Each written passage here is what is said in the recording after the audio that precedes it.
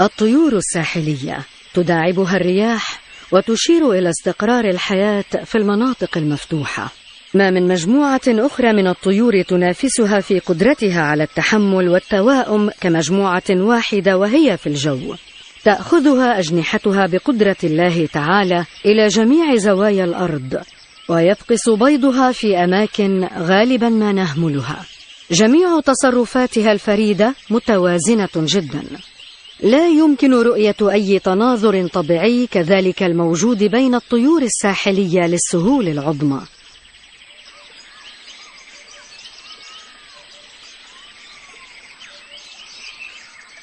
الحياة حركة، وهجرة الطيور هي مثال مثير على ذلك. تتبع الطيور المهاجرة الكبيرة مسارات طيران عمرها قرون، وهي توقت تحركاتها بحسب اختفاء الثلج. ووجهة العديد منها هي القطب الشمالي. مع أن الهجرة إلى الشمال يمكن أن تكون خطرة، إلا أن الأمر يستحق العناء. هنا المنافسة على الأماكن أقل، وكذلك الخطر من الحيوانات المفترسة. الطيور الأكبر حجما هي أول من يهاجر، والتي تتم ملاحظتها بسرعة، ولكن تليها حركة بالإشارة نفسها. يطارد أكثر من 20 مليون طائر ساحلي الشمس عبر القارة، باحثة عن الأمان في المساحات المفتوحة. إنها مجهزة للطيران.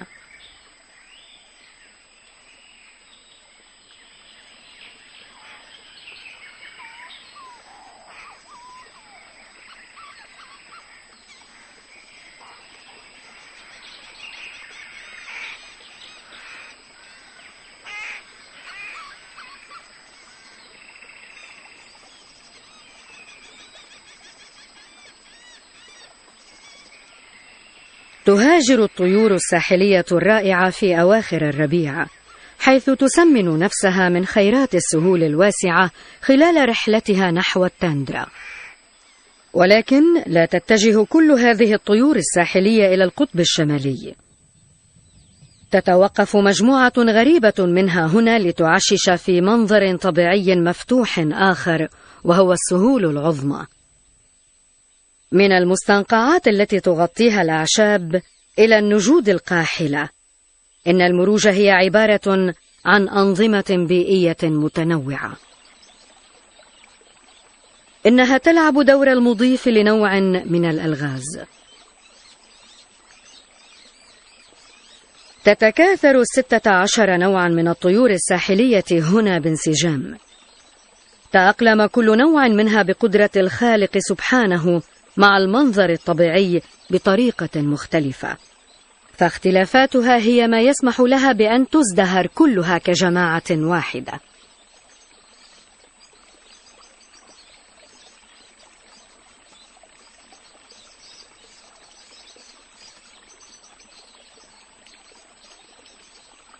هذه الطيور الساحلية لديها مناقير تستخدمها كمجسات ومقاشط وملاقط.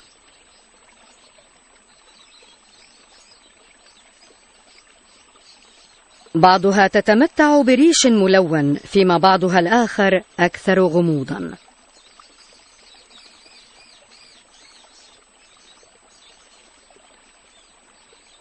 إنها عداءة وخواضة وسباحة. الاختلافات هي ما تسمح لكل نوع باختيار موقعه المناسب، ولتعيش المجموعة بتوازن. حتى إن بعض الطيور الساحلية في السهول العظمى تختار مواقع تعشيشها في أماكن غريبة جدا. السهول العظمى في أمريكا الشمالية هي بحر داخلي من العشب، مثل سهول السافانا في أفريقيا وآسيا. هذه البيئة تعج بالحياة البرية.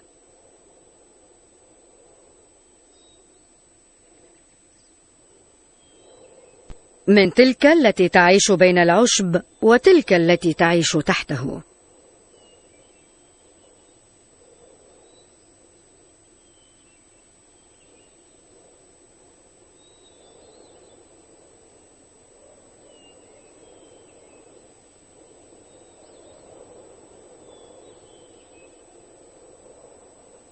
في البداية تشعر أنه من الغريب أن ترى طائرا ساحليا يفضل العشب على المياه، ولكن هذا أمر طبيعي بالنسبة إلى مجموعة تعرف أحيانا بزمارة العشب.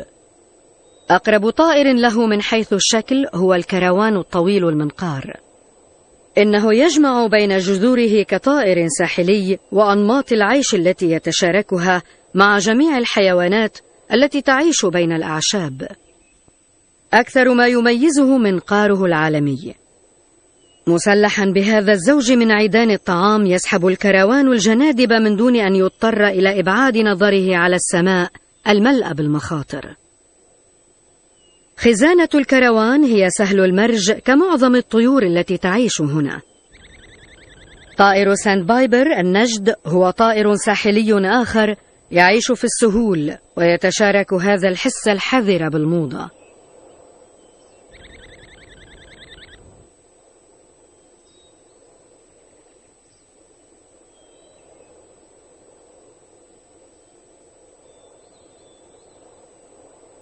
طائر جودويت المعرق هو الأقرب إلى الكروان من حيث طول المنقار، وهو طائر ساحلي آخر يعيش في السهول.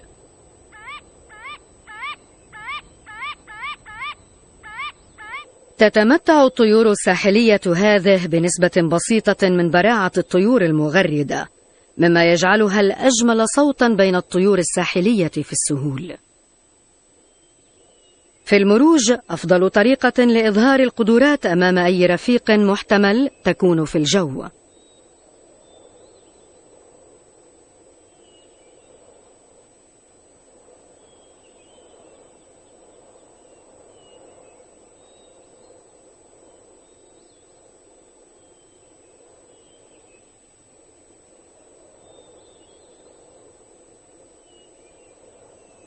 عندما يحين وقت التعشيش يصبح الكروان طويل المنقار هادئا وغير بارز. ريش الطيور مصمم للامتزاج بترقيع المرج فيما يحضن البيض.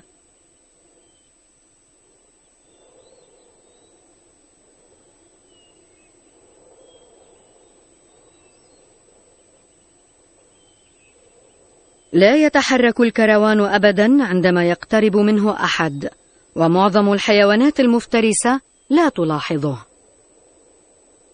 عندما تفقس البيضة تكون الفراخ مستقلة نسبيا، ولكن هذا قد يعرضها للخطر. الطيور المفترسة مثل صقور صدئية اللون تركب الرياح بحثا عن الفرص.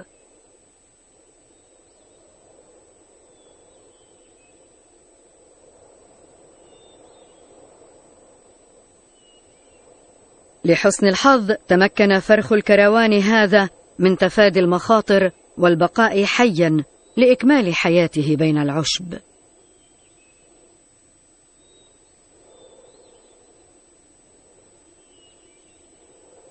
ولكن الافتراس الطبيعي ليس ما تسبب بانخفاض عدد طيور الكروان. المزارع التجارية الكبرى اليوم تميل إلى زرع نوع واحد من المحاصيل، وهذا ما حول المنظر الطبيعي الذي كان متنوعا وغير متناه إلى منظر طبيعي متجزئ وضعيف. مثل الأراضي المعشبة المحلية اختفى أكثر من 70% من مستنقعات البراري. الأهوار التي لا تزال موجودة هي أهوار ملحية وتعج بالحياة.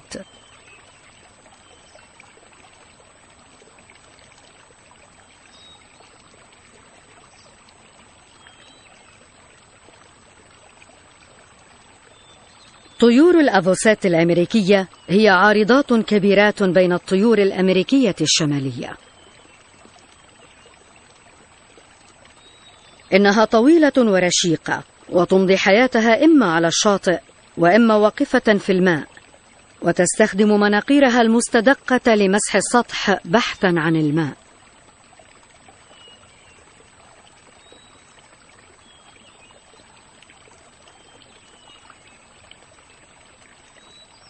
تسبح طيور فالروب ويلسون في دوائر لإثارة الطعام.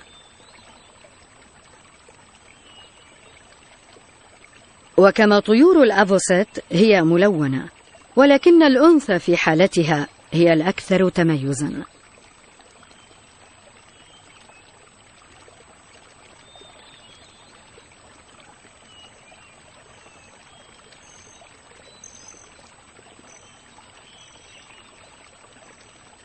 طيور الأفوسيت مثل معظم طيور واتر بايبس تجذب الانتباه إليها من خلال ريشها لا صوتها.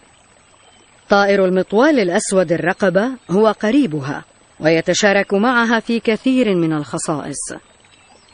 وكما الأفوسيت، لون المطوال ليس عشوائيا مثل ما يبدو. إنه حيوان مموه جدا، فالجزء الأسود العلوي يمتزج جيدا مع السطح القاتم للمستنقع، فيما الأجزاء السفلية البيضاء تمتزج جيدا مع ضوء السماء. هذا التلوين هو خطها الدفاعي الأول، وكذلك الشكل المميز. تستعرض طيور الأفوسيت جمالها الذي أودعه الله فيها.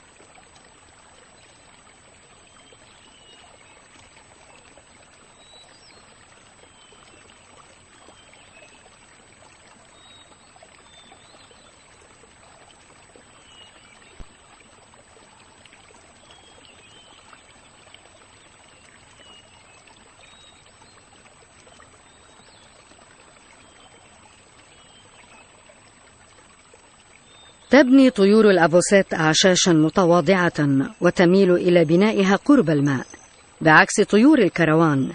الأفوسيت المعشش يكون واضحا.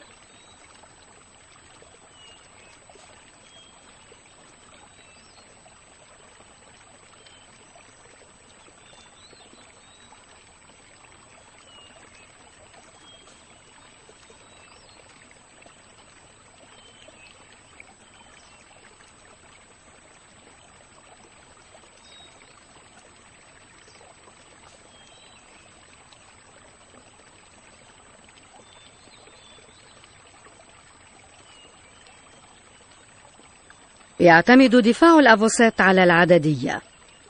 تعشش هذه الطيور في مستعمرات مفككة، وهكذا يواجه مفترسها تحديا جماعيا.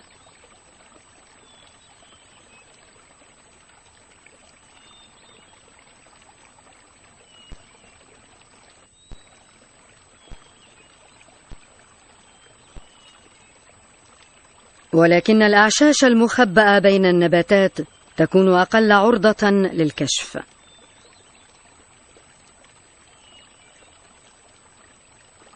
ولكن من ظروف الجفاف المتزايدة يتجه عدد من طيور الأفوسيت شمالا، أو تحاول التعشيش في مناطق مفتوحة. تنجح بعض الأعشاش فيما يفشل بعضها الآخر.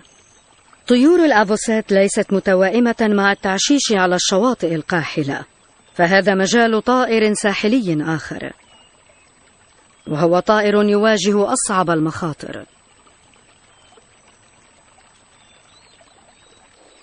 شاطئ المرج ليس الشاطئ المثالي، ولكنه يروق بعض الطيور. هنا تعيش طيور الزقزاق لتكون طيورا ساحلية بحق. طائر الزقزاق المزمر وطائر كيلدير يسميان هذا الشريط من الطين والرمال موطنهما. ومن العجيب أنه بينما طائر كيلدير شائع الوجود وليس في خطر، يعد طائر الزقزاق المزمر الطائر الساحلي الأكثر عرضة لخطر الانقراض في السهول. كلاهما مخطط بجرأة، وكما الحمار الوحشي تفكك تخطيطاتها شكلها وتربط مفترسيها. طائر الزقزاق المزمر ذو التخطيط الواحد له ريش أبهت لونا ينسجم مع محيطه. تهرول جميع طيور الزقزاق المزمر قفزا من مكان إلى آخر. مناقيرها أصغر من مناقير عدد من الطيور الساحلية، ولكنها طويلة بما يكفي لانتزاع الحشرات والديدان من الطين والتراب. تصل طيور الزقزاق المزمر إلى شواطئ تعشيشها في أيار مايو، وتبدأ تستعد لموسم وضع البيض.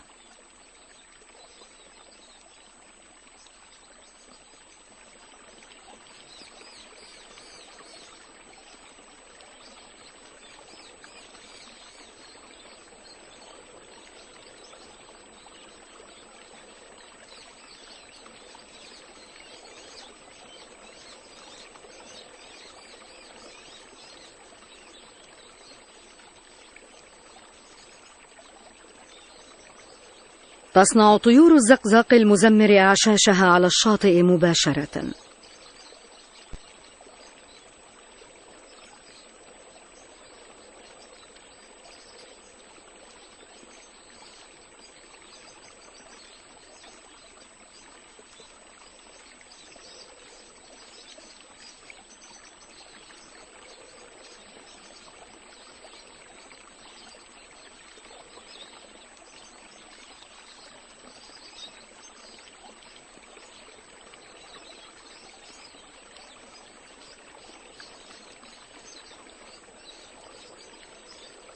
تعمل أزواج الزقزاق المزمر على إبعاد أي متطفل محتمل. أعشاشها البسيطة وألوانها الباهتة لا تسمح برؤيتها بسهولة، ولكن هذا الأمان أصبح أقل فعالية مما كان في السابق. الحيوانات المفترسة التي تنجذب إلى النفايات التي نخلفها أصبحت الآن متوافرة أكثر من أي وقت مضى، ولها تأثير كبير في طيور الزقزاق المزمر، وهي تقوم بتدمير أكثر من نصف الأعشاش. أدرك علماء الأحياء المختصون بحمايتها في أمريكا الشمالية هذا الأمر، وهم يعملون لتخفيف نسبة الوفيات في الأعشاش.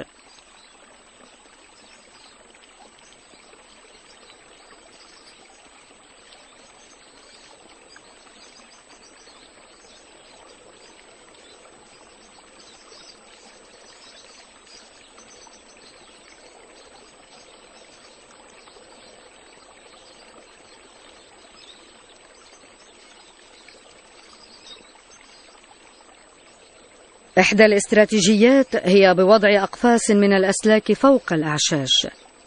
بينما تبعد الأقفاص الحيوانات المفترسة، يبدو أنها لا تزعج طيور الزقزاق أبدا.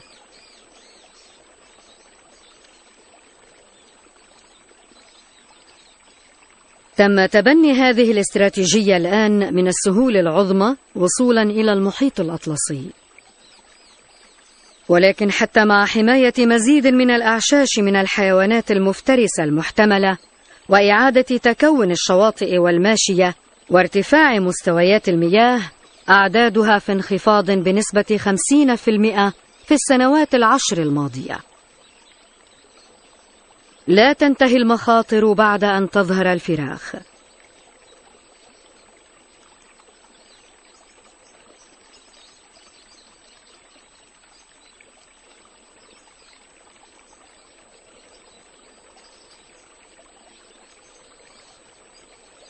وكما جميع الطيور الساحلية، تخرج طيور الزقزاق المزمر من البيض مع عضلات سيقان قوية.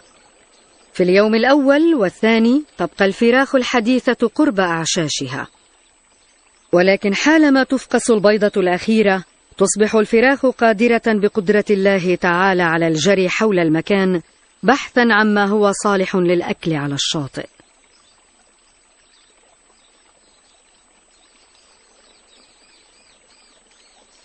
بعيدا عن حماية الأهل وأماكن التعشيش المعزولة، تقع بضعة فراخ فرائس للنوارس والغربان قبل أن تتمكن من تعلم تفاديها. للحفاظ على عدد ثابت من طيور الزقزاق، يحتاج كل زوج إلى تربية ما بين صغير وصغيرين كل عام. أخيرا ينجو أقل من فرخ زقزاق واحد في العش الواحد على شواطئ السهول العظمى.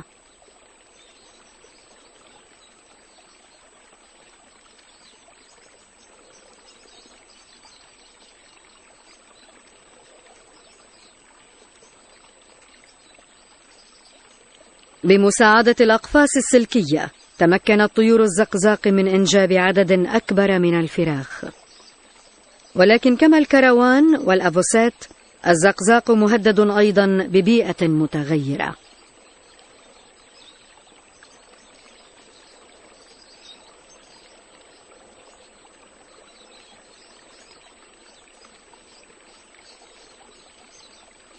بالنسبة إلى أحد أكثر الطيور الساحلية تميزا، يمكن للنباتات التي تغزو الشواطئ أيام الجفاف ولتغير المناخ أن تجعل مناطق تعشيش الزقزاق مناطق غير صالحة للعيش.